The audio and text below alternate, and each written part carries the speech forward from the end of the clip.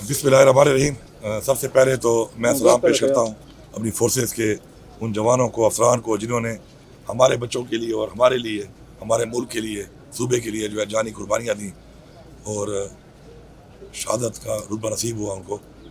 साथ साथ हमें फ़ख्र भी है इस बात के ऊपर कि माशाल्लाह हमारे जो अफसरान हैं, जिस तरह एजाज शहीद साहब DPO खुद फ्रंट लाइन पे अपने जवानों के साथ फ्रंट पे मुकाबला कर रहे थे, दहशतगर्दी का मुकाबला कर रहे थे, तो ये हमारी फ़ख्र की बात है।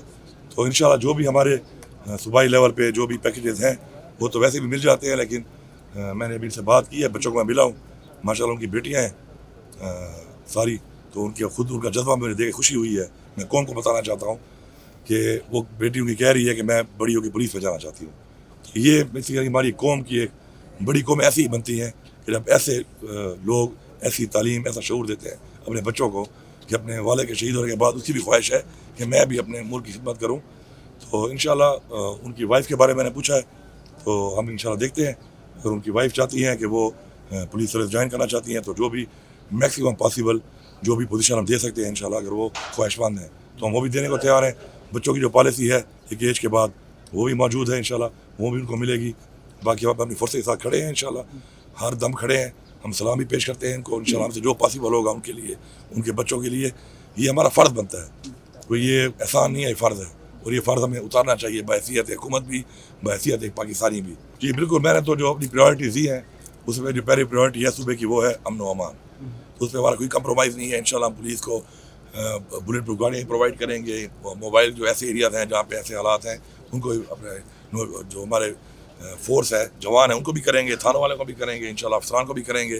साथ साथ जो आप कह रहे हैं कि फ़ंड्स के हवाले से, तो हमारी प्रायोरिटी जब अमन अमान है तो जो भी इनको ज़रूरियात है फ़ंड्स की, इंशाल्लाह प्रायोरिटी पहले वो होगी। उसके बाद हमारी प्रायोरिटी है वेलफेयर, लोगों को जो इस वक्त माशी हालात हैं, जो गुर्बत के खात्मे के लिए, रोज़गार के लिए, हम वो प्रायोरिटी 2 है हमारा।